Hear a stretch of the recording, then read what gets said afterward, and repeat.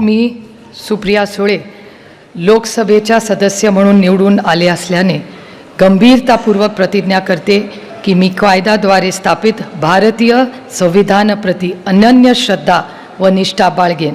भारताच्या सार्वभौमत्वाचे आणि एकात्मतेचे निर्धाराने रक्षण करीन आणि जे कर्तव्य आता मला प्राप्त होत आहे ते नेकेने पार पाडेन.